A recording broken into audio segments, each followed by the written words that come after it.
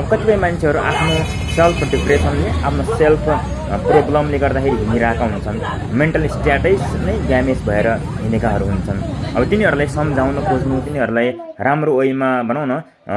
driven गर्न खोज्दाखेरि चाहिँ यस्तो खालको घटनाहरू हुन्छ र यस्ताहरूबाट जोगिनको लागि चाहिँ यिनीहरूलाई कडाभन्दा कडा कारबाहीको